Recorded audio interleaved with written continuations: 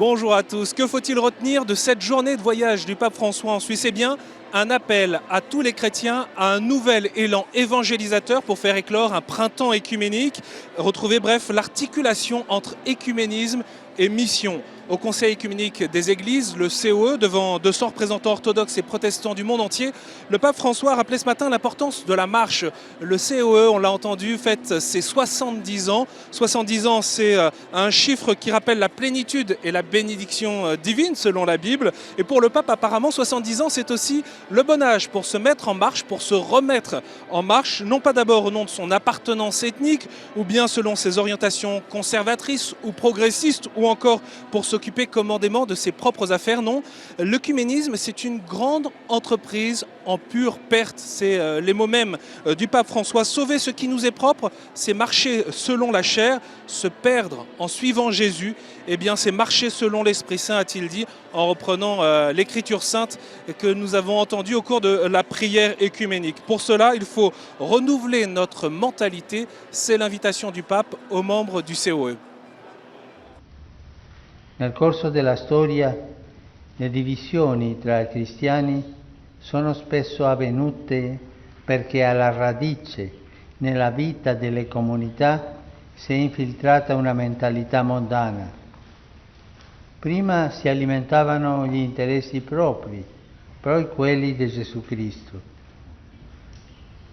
Le distanze non siano scuse. È possibile già ora camminare secondo lo Spirito, pregare, evangelizzare, servire insieme. Questo è possibile da oggi e questo è gradito a Dio. Camminare insieme, pregare insieme, lavorare insieme. Ecco la nostra strada maestra di oggi. À sa fondation en 1948, le COE a beaucoup contribué à l'écuménisme. Aujourd'hui, il s'engage sur des sujets de société pour la justice et pour la paix, ce que le pape d'ailleurs a encouragé à faire ensemble. Mais il a aussi mis en garde, la mission n'est pas seulement une affaire d'idées ou de stratégie. On ne croit pas en Jésus-Christ par obtention d'un consensus et le peuple de Dieu n'est pas réductible au rang d'une organisation non gouvernementale. Non, le mandat missionnaire est plus que la diaconia et la promotion du développement humain. Il ne peut être oublié ni évacué. Il en va de notre identité. Ces mots sont forts, c'est ce qu'il a confié cet après-midi lors de la rencontre écuménique. Ce dont nous avons véritablement besoin, c'est d'un nouvel élan évangélisateur. Le cardinal Corr est l'une des chevilles ouvrières de ce voyage et il revient sur ce point. Retrouver l'unité entre les chrétiens, c'est retrouver l'unité dans le foi et de retrouver un commun témoignage de l'évangile dans le monde. C'est pourquoi c'est très important et il faut approfondir, retrouver les racines de l'œcuménisme. C'est la prière sacerdotale de Jésus, que tous les chrétiens soient un. Et afin que le monde croie que tu m'as envoyé. C'est la mission, la crédibilité de la mission dépend de l'unité des chrétiens.